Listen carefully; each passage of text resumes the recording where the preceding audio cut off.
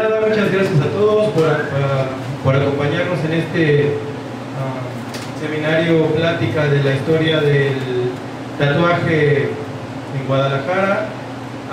Les pido un aplauso para Sergio Reynoso.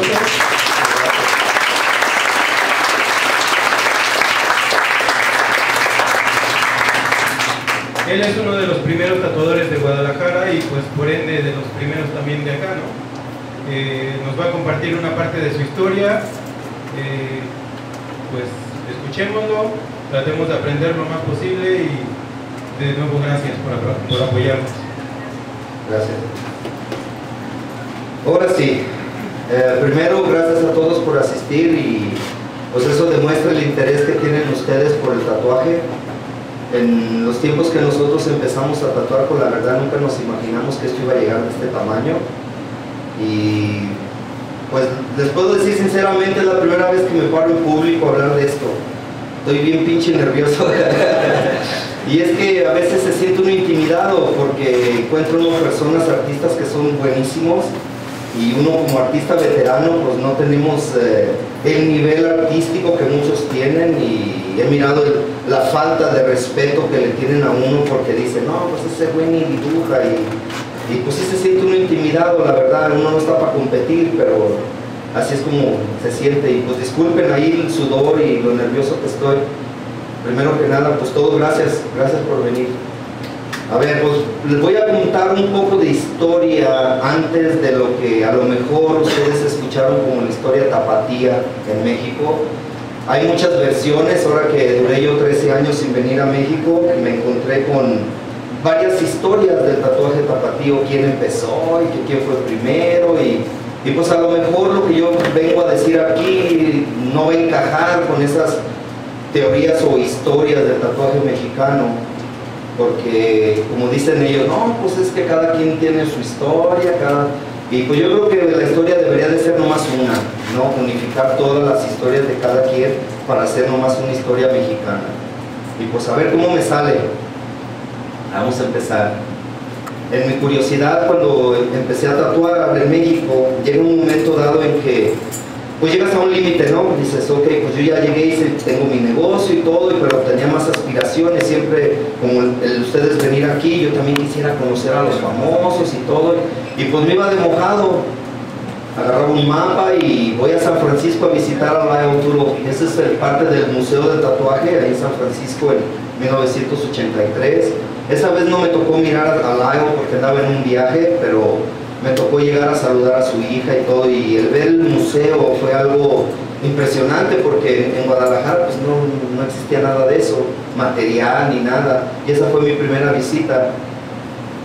Ya para la segunda vez que fui, entonces ya me encontré a Lyle.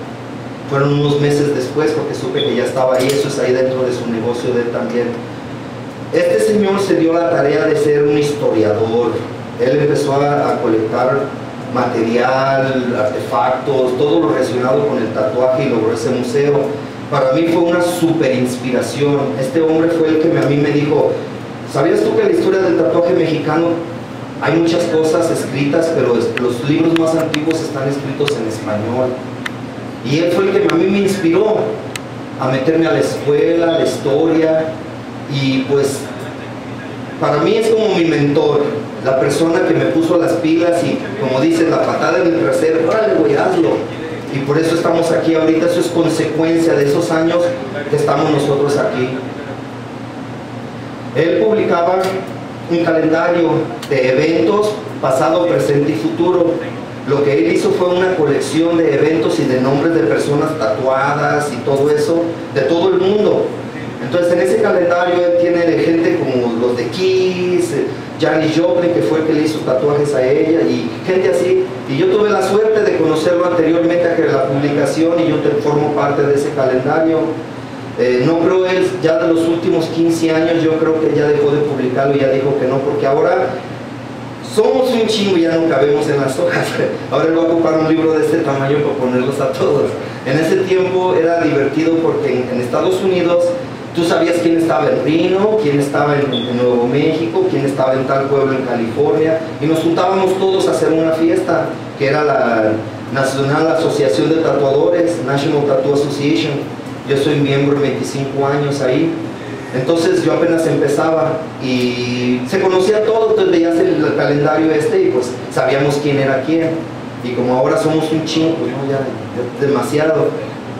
Entonces se puso a ponerme una dedicatoria. La primera vez que Sergio caminó en mi tattoo shop, estaba goteando de mojado. Es una forma buena de hacer una broma, pero al mismo tiempo es bien racista, ¿verdad? O sea, la verdad, porque a una persona que se le dice mojado te lo dicen con desprecio. Y yo le decía que yo era un seco, porque cuando yo crucé no había agua, yo crucé por el pinche desierto, más bien sería un sweatback de mojado de sudor y no de agua. Yo nunca me mojé la espalda. Y pues eso es lo que él puso en la dedicatoria en ese calendario.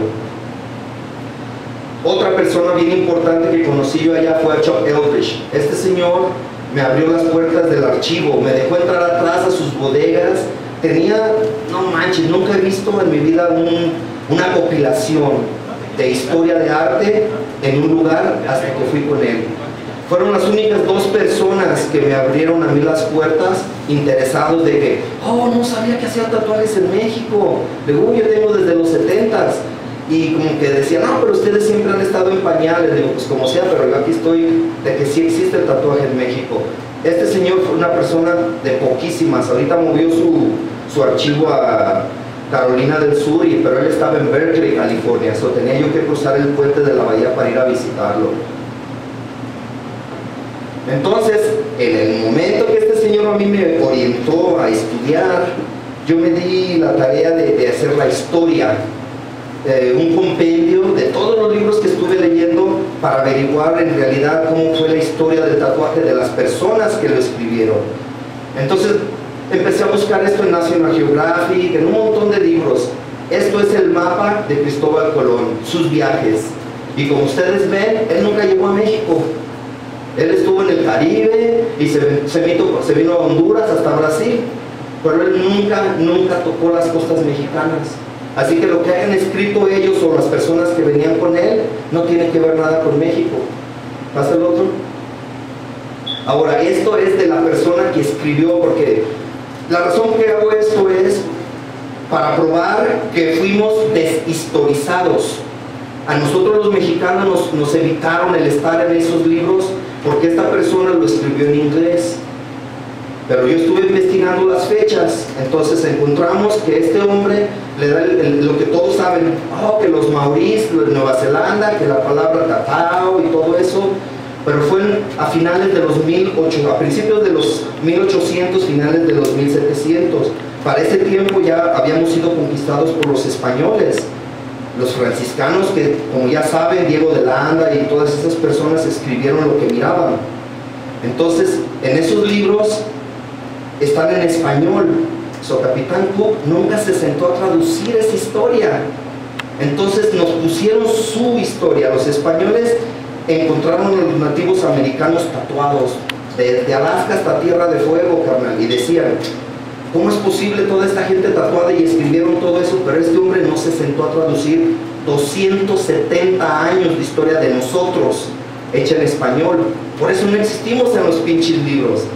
Pero lo que sí hay son momias que prueban en América del Sur y América del Norte, donde quiera se han encontrado momias con tatuajes en el continente.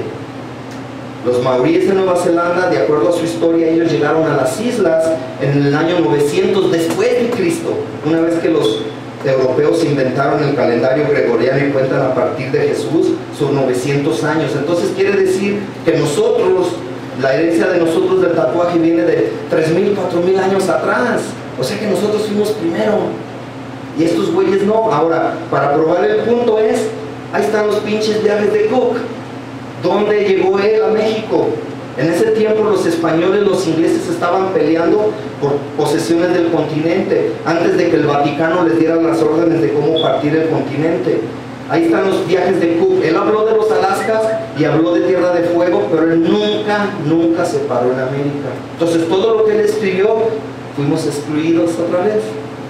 Entonces por eso no existimos en esos libros. Y esta reunión es para motivar a ustedes. Mi punto es este: me gustaría saber una palabra en algún lenguaje nativo americano ya sea maya, náhuatl o lo que fuera, que representa tatuaje, o la palabra que signifique tatuaje en un lenguaje autóctono, porque en realidad los españoles llegaron y vieron a los nativos y ellos le llamaron grabados permanentes. Dice, oh, mira, todos estos hombres están todos grabados. Dice, son permanentes. Oh, wow, mira cómo se los hacen con la espina, con la obsidiana, wow. Y escribieron y documentaron todo eso, pero nunca se tradujo y se aplicó a la historia del tatuaje moderno. Por eso no existimos ahí, pero tenemos más historia y más prueba que ellos, de que sí, nosotros en nuestra cultura nos hemos tatuado antes que todos ellos. La única diferencia fue que después de la conquista nos prohibieron hacerlo. Y no, eso es malo, ¿no? ¿Cómo pues? Es tu templo, porque la religión es tu templo y no debes de desecrarlo. ¿Cuándo han visto un templo que no tenga decoración? Unas ventanas hermosas, hasta un altar lleno de oro, hasta la cúpula llena de oro. Entonces, si todos los templos de religiosos están súper decorados, ¿qué te va a limitar a que decores el tuyo? Ese es mi punto de vista en ese aspecto. Entonces, esto es para que vean que este amigo habló de otras culturas, pero nunca de nosotros. Por eso no existimos en su historia. Además de que inventó la palabra tatú de ese lenguaje y lo tradujeron al inglés, y luego nosotros lo tradujimos al español. Ahora tenemos que tatuaje se escribe con J y al principio empezaba con G. Tatuaje con G, no con J. Entonces otra evolución cambió, pero en realidad son grabados permanentes, que es en el lenguaje español que ellos le dieron el primer nombre que le dieron en español al tatuaje. Grabados. Y decían ellos, no, pues que vinimos a descubrir un nuevo mundo y que esto es nada más una prueba de que todo el continente estaba lleno de tribus. Todo México, todo el continente estaba lleno de tribus y ellos se hacían llamar pioneros, descubridores del nuevo mundo. Era nuevo para ellos, pero no para nosotros.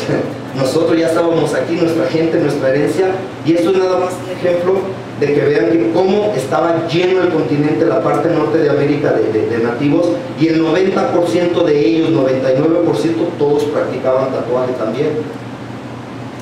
Ahí está una prueba. Vamos a esculturas toltecas. Ustedes ya sé que han visto todo esto en libros. Esculturas, vasijas. Sí. Estos son de Tajín, la cicatrización en las caras. Estos son de parte de cultura maya, y hasta en los libros, en los códices, perforaciones, ofrendas de sangre, y luego cómo hacían pigmentos para tatuarse. Esto ya más es como en el norte, en Florida.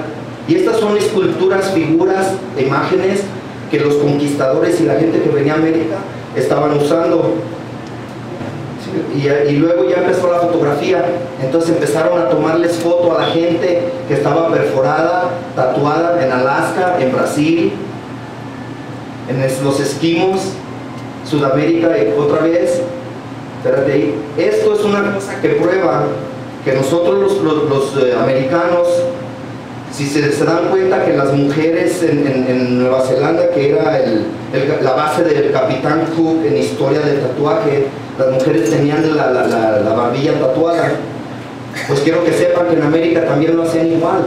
Esta mujer es Mojave, y hay mucha prueba en las imágenes mayas donde también las mujeres tienen tatuajes alrededor de la boca. Y la fotografía que sigue, esta sí es una fotografía maorí de Nueva Zelanda, y como ven es mucha similitud las líneas, y esto era más que nada para de un clan, una familia, de cierto pueblo. Era un signo de identificación y de estatus. Y eso es nomás la historia breve, porque pues, hay muchísimo. Yo esto lo hice para hacerlo un poquito más rápido, pero está entendible, ¿no? De que fuimos deshistorizados, entonces tenemos que poner esa historia de nosotros en eso. Y eso ya es la historia de cuando yo estaba en Guadalajara. No tengo fotografías de mi negocio, pero esta fotografía es del 85. Yo me senté afuera y dibujé cómo estaba mi negocio. Este establecimiento no medía más que este escenario, así. Apenas cabía yo solo tatuando a las personas. Y hice un sketch, todavía tengo mi cajita aquí con la que tatuaba, y como no había herramientas en aquellos pasos, en aquellos tiempos, pues yo tenía que improvisarlas. Entonces eso fue, y eso es nada más el principio, una vez que yo me independicé, porque trabajé en el 80 se abrieron los primeros locales de tatuaje. Me tocó a mí visitar Tijuana, Mazatlán, y me encontré a una persona en Tijuana que a lo mejor ustedes en plática ya escucharon que el tatú de Tijuana, que el tatú de Güello, y algunas personas que el chino, muchos los conocimos al señor. Entonces resulta de que yo lo conocía, ya le dije, güey, vente a Guadalajara, cabrón, el mercado está chido. Yo andaba en mi bicicleta, y iba y tatuaba en la calle, en los barrios, y mi tatuaje era como mi forma de trueque. Me daban una chamarra, una bolsa de moto y me la vendía, agarraba mi feria, o sea, era una forma de vivir. Yo nunca pensé hacerme tatuador, como algunos de ustedes, yo voy a ser tatuador. Yo cuando menos esperé, ya hacía tatuajes y vivía de eso. De repente yo ya tatuaba y gané dinero y así pasó. Pero ya esto fue cuando yo me independicé de trabajar de otras personas, después de trabajar con un güey un par de años también en el Parián. Este es mi establecimiento, el nacimiento de mi independencia. Y esto fue el primer volante que usé yo para anunciar mi negocio. Como ven, dibujos y adornos. El problema era que en Guadalajara no había una categoría de tatuaje. Entonces cuando yo quería hacerlo todo legal, yo fui ahí a la delegación, como se llame, la de licencias, y les dije, oye, yo ocupo un permiso para hacer tatuaje. Ok. Y se ponen y buscan, no, pues no había nada de categoría para eso. Y la otra persona, pues ponle ahí de tacos o algo. Le digo, no, le dije, mejor, ¿por qué no me pones en dentistas o veterinarios? Porque no había esa categoría, no existía. Entonces sí se ponían medio roñosos los güeyes de que tatuajes, pues yo no sé qué es tatuajes. Entonces yo le puse dibujos y adornos. Entonces ya me ubicaron a mí como en la área de rótulos. Pues sí, no había una categoría de tatuajes. En ese tiempo, qué regulaciones, ni qué cofrepris o como le digan a eso no existía. Entonces, este volante tiene valor sentimental más que nada porque pues fue mi primer flyer que yo estuve repartiendo. La historia detrás de este es, cuando yo estuve en Guadalajara repartiéndolo, siempre me ha gustado el tri, cabrón, soy un pinche rockero y ese vato es barrio y siempre me ha agradado. Me tocó un concierto de él donde Rodrigo González estaba abriendo el concierto para él y me tocó, yo estaba repartiéndolos y me veía al vato ahí tocando la guitarra con la armónica y se me hacía bien chingón, mira este güey está cabrón, y contando sus historias, ¿no? Y yo repartiendo mis volantes, güey, caminando y lo veía el güey con su gorrito y sus lentes, ¿no? Y que esto es una sal. Yo aprendí un poco de serigrafía, entonces lo que hacíamos era hacer todo en negro, pero no sabíamos usar la emulsión. Entonces llevábamos las positivos a una oficina donde nos hacían los marcos para la serigrafía, y afuera del shop, así en el suelo, poníamos los cartoncillos y ponía el cuadrito con la tinta y con una suela de zapatos, no les miento, es una pinche tapita, con eso yo corría la tinta y luego lo movía, lo ponía en el otro y luego ya nomás recortábamos con tijeras para distribuirlos. Y eso es ya cuando ya estábamos aquí, dice el güero y Chava, y decía mi señora, ay, el güero y Chava, se quieren mucho. Pero esto está hecho a mano y impreso en el piso. Eso es como se veía el shop entonces, cuando yo estaba solo primero.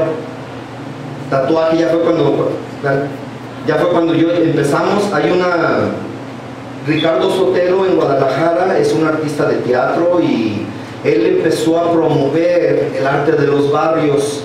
Entonces íbamos a diferentes lugares y nos hablaba, cabrón, tú escribes poesía, vente, tú tocas guitarra, vente, güey. Y empezó lo que él llama las semanas culturales de los barrios. El dicho era, demuestra que no eres lacra, aunque seas loco, porque todos éramos bien marihuanos, bien chemos, y pues no nos dejaban entrar a lugares porque decían, pinche lacroso, y que esto y que lo otro. Estoy seguro que más de algunos de ustedes tuvieron problemas con rentar establecimientos. Estoy seguro. No, tatuajes, no, que la china, güey, ¿cómo que tatuajes? Pues así nos pasaba entonces. Queríamos exponer nuestro arte y nos mandaban a la fregada. No, pinche bola de lacrosos, era nomás, trae puro. Y luego yo vivía en una colonia que se llama Miravalle, no sé si conozcan de Guadalajara, pues es una colonia de Infonavit. Yo era la mitad de 11 hermanos. Y pues vivimos a punta de guamazos, haz de cuenta como ahora si les digo Nesa o algo así, ¿no? O sea, estábamos cabrones, güey, ahí sí, desde que tú me ves, güey, te podías morir, cabrón, ¿sí? Entonces nos dio la oportunidad de empezar a entrar a galerías. Esta es una que se llamaba El Hormiguero, y nomás nos dejaron una pared porque en ese tiempo pues éramos los más representativos, ¿no? Estos güeyes son chivas, vénganse para acá. Y nos pusieron, en ese tiempo yo también empezaba a hacer aerografía. Lo curado de todo es que para aprender aerógrafo yo estaba yendo al norte y venía. En una librería pública de Santa Bárbara yo saqué mi credencial. Me llevé 4 libros de Aerografía México. En ese tiempo los libros valían $50, yo ganaba 130. Entonces me los llevé a México. No tenía dinero para comprar un compresor, pero usaba una llanta. Entonces iba a la gasolinera, llenaba la llanta hasta que le pegaba y subía bien llenita de antes de que me reventara, y me regresaba y chinga a la casa, le conectaba y me sentaba, y ya cuando se bajaba el aire y empezaba a aventar la tinta ya más gruesa, le quitaba esa madre y a correr a la gasolinera y llenarla otra vez.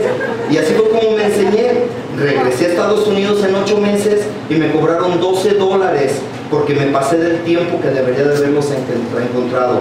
$12 me costó, y el sacrificio de ir y venir y cruzar el pinche desierto acá, corriendo como todo mojado, y me sirvió porque ya estaba ya pintando cosas en ese tiempo. Entonces la aerografía ni existía aquí, no había gente que pintara con aerógrafo. Entonces por ese lado me sirvió. Esto fue una parte de lo que usé yo para exponer tatuaje una vez en uno de los lugares. Es página nomás una selección de diferentes tatuajes. Y para empezar, el primer registro federal de contribuyentes con la fecha del 23 de mayo del 85. Entonces decían ellos, ok, ¿quieres pagar impuestos? Sí, bueno, ¿cómo le ponemos? Pues ponle ahí hechura de tatuajes, porque ya entonces como que ya empezaban los güeyes, bueno, pues si hay tatuajes, pues tienen que poner tatuajes ahí, güey, ¿dale? Pues es una copia también, pero esta ya fue en mayo 24.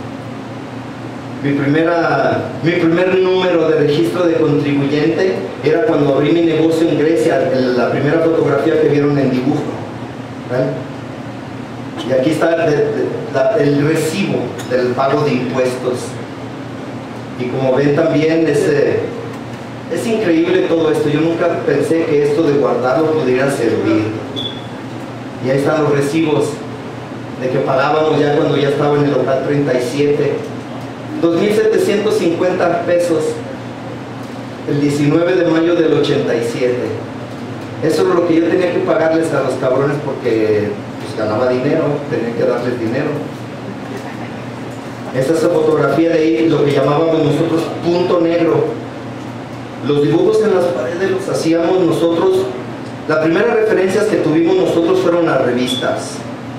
No había internet, no había todo eso de que ustedes usan ahorita, todas las técnicas y toda la tecnología, las aplicaciones de eso, no existía eso. Entonces nosotros teníamos que agarrar referencias y había revistas, todavía apenas empezaba la de Easy Rider y había una sección de tatuajes, el Billy Teeny y Wild Bill, que son los oficiales fotógrafos de las revistas. Ahora Billy Teeny es el editor en general, en chief de todas las revistas, y él era el fotógrafo nomás. Entonces todo esto yo lo copiaba de las revistas y los hacíamos a pulso en papel, y hice otra hoja y otra hoja, y para protegerlas las empezamos a meter en bolsitas, pero todas están así hechas a mano. Esa es otra foto. Yo ya iba al museo del tatuaje, conseguí esta me la regaló Chuck Eldridge en el archivo, una de las pinturas de Norman Goldstein. Y ya tenía yo ahí diseño de tatuaje el güero. Allá me conocían por el güero tatuajes. Pero ya cuando regresé después de 13 años que no estuve en México, pues ya había otros güeros. Entonces pues me tuve que llamar por mi nombre. El Trash. Este muchacho tiene un local en México, en Guadalajara. No sé, Candelabro, un tatúa, mejor algunos de ustedes lo conocen, le dicen el Trash. Fue uno de mis clientes que empezamos a tatuar y era uno de mis clientes más asiduos. Este vato me admiraba un chingo y venía y me pagaba lo que le cobrara, entonces pues era un buen cliente. ¿Vale? Y le hice sus primeros tatuajes relacionados con música, el tambo. Amigos de nosotros, teníamos un espacio en ¿cómo se llama? Radio Universidad en Guadalajara, que se llamaba A Través del Espejo. Entonces nos podían dar unos 2 minutos o 3 para anunciar los eventos de la Semana Cultural. Y esta fotografía es en los estudios de Radio Universidad. Carlos Ramírez era el encargado del edificio y nos daba acceso al edificio para que habláramos y anunciáramos lo que queríamos hacer de tatuaje y eventos y eso, porque no había ningún lugar y además anunciar costaba mucho dinero. Y esa fue la primera apertura que nosotros tuvimos como tatuadores para salir al aire y anunciar lo que estábamos haciendo en actividades culturales. Este hombre fue una de las primeras personas que venía de Estados Unidos a México, Guadalajara. Se llama Frank García. Él fue, me refiero yo a todos los tatuadores que estábamos en el Parián en ese tiempo. Esto ya fue como en el, no sé, 88, por ahí, 89, que el Sammy, él empezó a tatuar con este hombre, porque entonces él no tatuaba mucho. Cuando yo conocí a Sammy, él era mi cliente. Pero esta persona, ahí está, mira, una caguama y un toque. ¡Neta, güey! ¡Háblale, cabrón! ¡No chingues! Ya lo conocen, pues ahí estábamos y ya lo tatuaba yo a él anteriormente. Y fue de las pocas personas que fueron a mi shop un chingo de veces. Pero nunca pensé que él iba a tatuar.